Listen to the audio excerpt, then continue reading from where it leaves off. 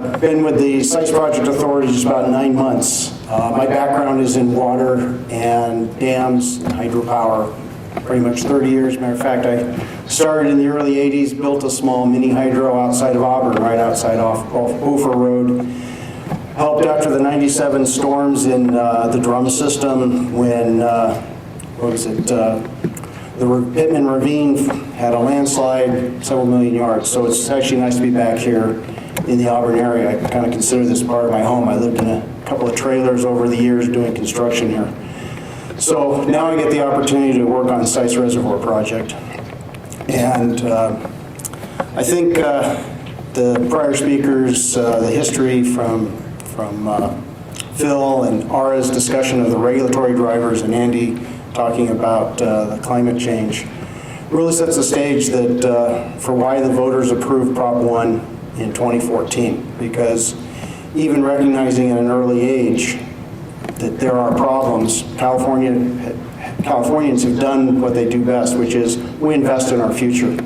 So this is the time to invest in the future. We see the threat, just like we've seen it before in other industries. This is that time to try and position for the future. So as was previously stated, we have about 82 million acre feet of water produced that flows through the system that try to manage it for environmental, urban, and agriculture. Most of it north has to get south. We are the largest state that moves water around. China is trying to expand their economy. They actually have a south to north project that is the equivalent of the Central Valley and State Water Project. They're trying to catch up because they need to get water to their fertile valleys. So the Sites project is actually located below Shasta. So we are looking at the unregulated tributaries below Shasta and diverting them down through the Sacramento River to the site just west of Maxwell. Our plan is to utilize existing infrastructure. There are two conveyance facilities that are one, the Tehama-Colusa Canal, which is part of the Central Valley Project, and then the Glen-Colusa Canal.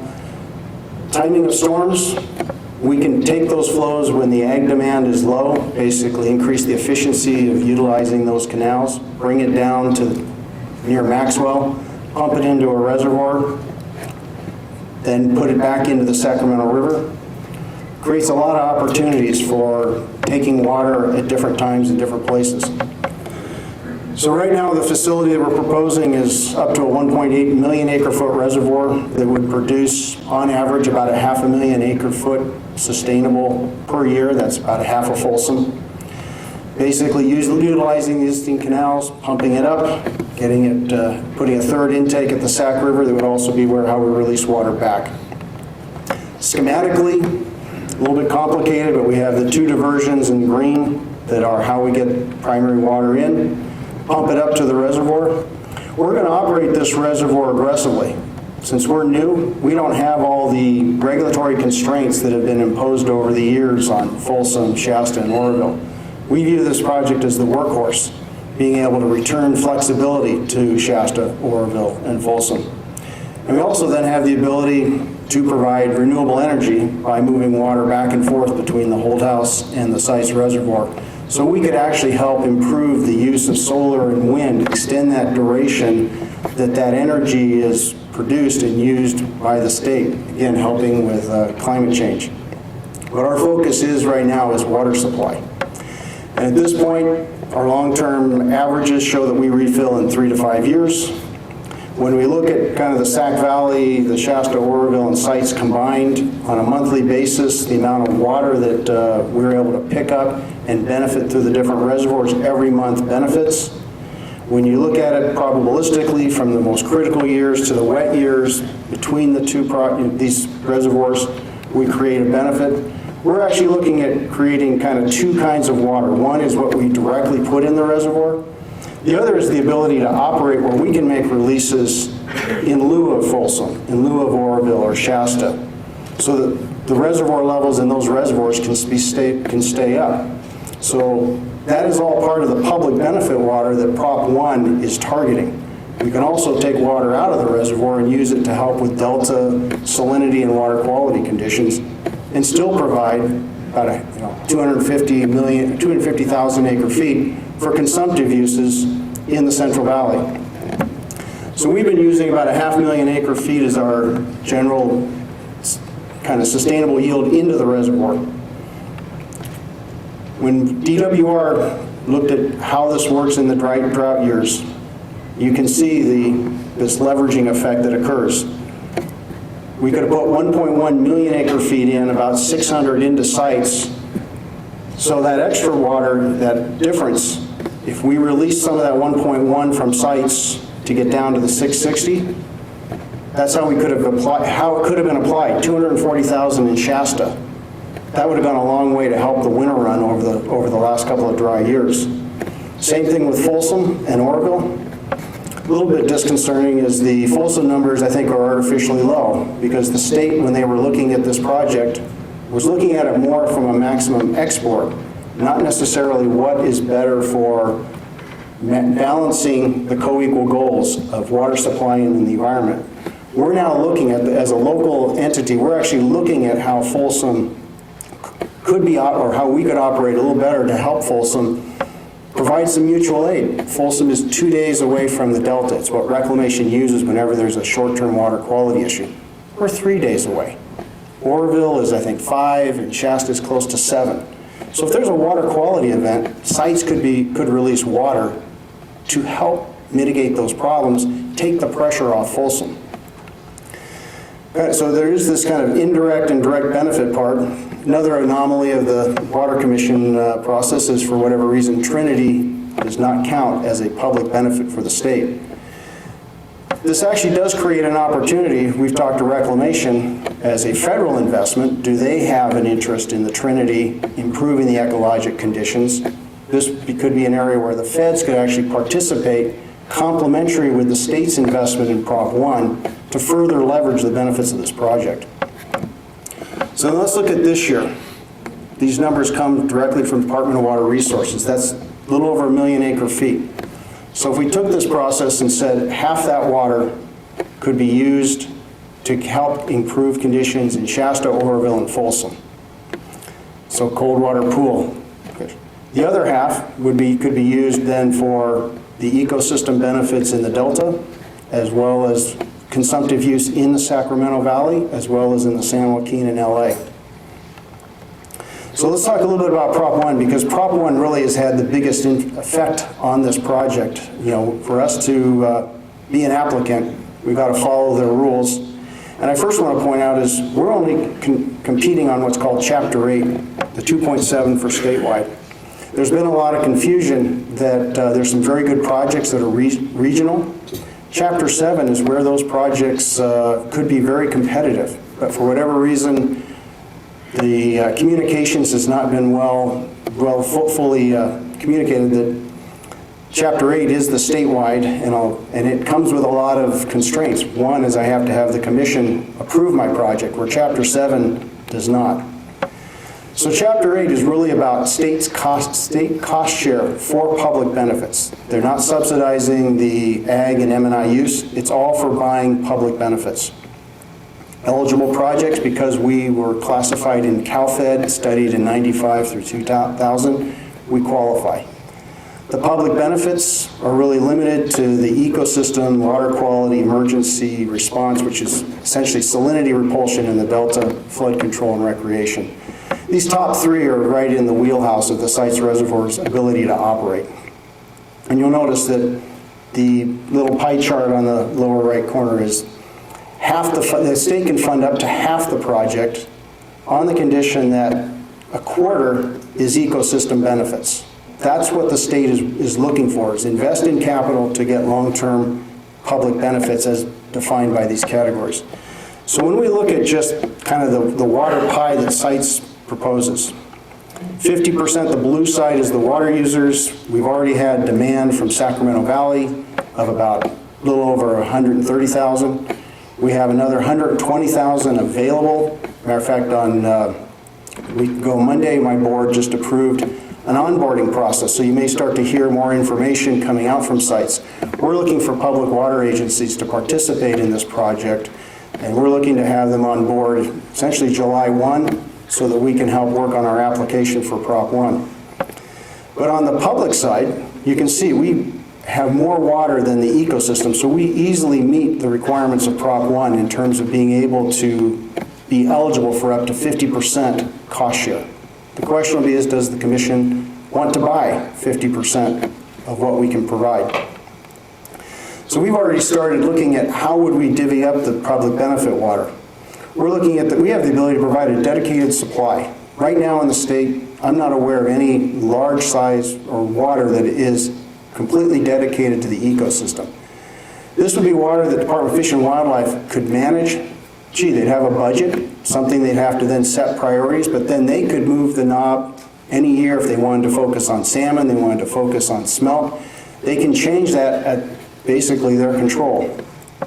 We're also looking at different ways of how that water can benefit cold water pool. Do we some years release more from sites to allow greater cold water pool or greater carryover, so in dry and critical years, keeping Folsom more, those reservoir levels higher, have benefits not only for fish but also for the communities. And again, the mutual aid, that also ties into this emergency response criteria that the state's looking for. So Prop 1 also has a big impact on how we have organized. One is it basically says it has to be sponsored or owned by a local entity, and so the Sites Project Authority meets these requirements. We are allowed to have funding partners for outside, but again, we have to have, the Sac Valley has to have control of the project. Ironically, they also limited the participation of the Department of Water Resources, specifically their ex officio. When it comes to funding, our authority has to have the financial and management capability to execute this project. We have to have the ability to execute contracts for funding, as well as contracts for the public benefits. Now, this is actually an interesting part of Prop 1, is instead of the typical infrastructure project where you go to build it and you have to do mitigation, and the fish agencies or whatever agencies, you have to come up with mitigation. These public benefits are going to be acquired under a contract. So essentially contract law comes into play. If we give 100,000 acre feet of public benefit, that is what Fish and Wildlife and the state board will have to manage to, and those are held under contract law. That also helps a little more certainty for those that are participating in the project, that they're less likely to see erosion over the years of water being taken away under the traditional mitigation permit approach. So we've structured around this way where we have the authority that has full control of the project, meeting Prop 1. These are the current members, all of them Sac Valley. We have the counties that have the land use authority. We have water districts. Some of them don't even want to buy water. They just want to participate in the project.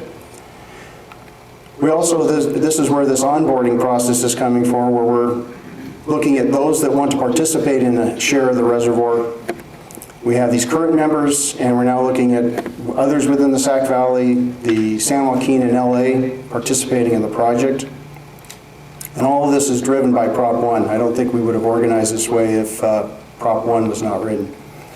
So this kind of creates an interesting part where we have essentially a dual governance. So what we set it up is the authority controls, they own all the cards. They delegate down to the investors, or those that are the water agencies that are participating in financing the project. And then we've created sideboards that basically keep both groups working together. This material change, that if one side, one group, the reservoir guys, decide to remove the hydropower, if the authority doesn't agree, we stop, we rebalance, then we move forward again. Likewise, the authority, which is not going to own the reservoir or really put money into the design of the reservoir, they can't say what kind of reservoir has to be built without the project agreement committee agreeing. So we have checks and balances in place. We have a different voting structure, but it's all aligned with trying to achieve what Prop 1 is about, which first off, they want to leverage investing, they want to improve the state water system, want a return on investment, want measurable improvements, so you got to have enough flow to be able to make a difference. And lastly, what I think is the most critical is the Commission's going to have to find that the public benefits create long-term ecological health of the Delta. That's probably one of the biggest pieces of, for any project is, can you provide that kind of water for the Delta? We believe we can. So the state wants to buy This is the priorities, basically surface flow for salmon and wildlife. We've done a self-assessment. We think we hit all those. When it comes to habitat with the different floodplains and inundation, we think we meet it. The one reason on the floodplain is questionable, you get into definitions. Right now, we take maybe the top 10% of the storms. You saw the chart that I think Ara showed with the big peak. We're taking a little bit out of that. And I've had some Department of Fish and Wildlife scientists tell me they would rather that water stayed in the river because it will somehow improve the movement of the water in the riverine system, instead of putting that water into storage so that then we can improve cold water for the salmon. This is, again, with public benefits under contract, the fish agencies and the state board will have to have a budget they will live within. They'll start to understand how water agencies in the state have had to operate within a budget, how we operate ourselves as families with personal budgets, things that really haven't existed in those organizations. And lastly, on the water quality, again, this ability to leverage the water for cold water pool and produce salinity, we hit almost all the priorities. But it's going to be an interesting part with the commission. They're required to rank projects by return on investment. And then we have this issue, the criteria that they want measurable improvements and ecologic health of the delta. And let's layer on Andy's climate change. So as you make the climate change more robust, obviously the return on investment and the measurable improvements go down. So this is really the question, is where will the commission land? Within this shaded area, what is it they want to buy? Is it high return on investment, low return on investment? How much climate change do they want to analyze? The good news is the Resources Agency last year issued a report that showed that sites, in their opinion, had some resilience to climate change. So at least at a fundamental level, we're pretty confident that the risk of climate change as it applies to our project for being eligible is being managed. Now, the commission's timeline, it was great until late yesterday afternoon when they posted on their website a new schedule. I was fine. I had plenty of time. Now they're talking about pulling the schedule back so that we have our applications in 6 months early. So as those of you who've worked on projects know, when somebody says I want it 6 months early, there's a scramble to figure out how do you shorten it. But they really want to make decisions sooner. So we're trying to respond and figure out how to make that work. So generally, this is our project schedule. Phase 1 is meeting the commission. Phase 2 will be completing our environmental. 3 will be permits and design. Then we get into construction, turn it over to operations. The main important part is the task of the pre-public draft environmental. They want to make sure this document has been analyzed environmentally, and they want a feasibility report that shows that it's technically and economically feasible. So on these charts, the diamonds are kind of the milestone, and the bars are kind of the activities that we're working on. So our next steps then, assuming we get commission funding, is to complete our environmental document, complete our design, get into construction, and we're talking about 6 years of construction. One of the things we are working on right now is our financial model, so that we're making decisions essentially on what's the cost per acre foot. If the project gets delayed by delay in finishing the environmental document, what's that impact to the cost per acre foot, not only for the water users, but for the public benefit? So it's a way of managing the return on investment as we're making decisions as this project evolves. So I mentioned the phase 1, which is the Water Commission process. This is where they were up until today. This is where we were with our environmental document and our feasibility study. Everything's synced up. I had plenty of time. Critical path.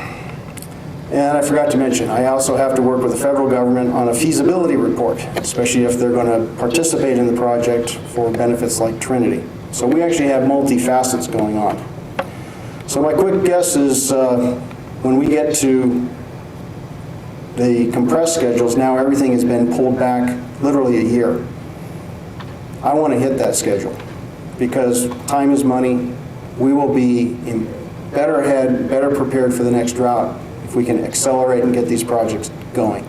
So we're going to work with the commission on how to meet their new timeline, figure out how do we use the regulations, comply, pull back the schedule. And again, it's trying to be responsive to the voters, to you. But one of the other parts that people wasn't really disclosed, wasn't in the fine print of Prop 1, essentially is that by creating local entities, all that development risk moved from the state and federal government to the local joint powers authority. So all that risk has been taken by the authority today. And you can see it's pretty much venture capital when you look at a project. And we're asking water agencies to think like venture capitalists, which takes a little time. Most water agencies are pretty conservative. So we've been looking at this more from a stock value. Today it's penny stock, junk stock. If we get commission funding, that value goes up. It's still not worth a whole lot until we get a certified record of decision at the end of phase 2. Then I think as we go forward, that value will increase, and we're also using this model as a way to allow other entities, if they want to join later in time. This is the sticker shock. The benefits, all the beautiful things this project can do come at a cost. The flexibility has cost. It's about a $4.4 billion project. When we look at it from a mortgage payment, that's about $600 an acre foot water. That's expensive. But I've had 2 water agencies in the Sac Valley that have gone through the Prop 218 process. That's where they go to the landowners and say, are you willing to use your land as collateral to repay? And 2 of them came back, yes. One of them actually came back and said they want more participation. They want to increase their participation. So at least up in the northern Sacramento, where water seems to be plentiful, we're finding strong support to invest in this project. So when we look at the financing model for this project, we're basically going to be looking at how we use pump storage to help offset the repayment, the cost per acre foot, the beneficiary pays concept. We're also looking at, does it make sense to essentially have people buying a share of the reservoir versus just buying the water that's produced. On the public side, it's just basically the bond funding, general obligation bonds.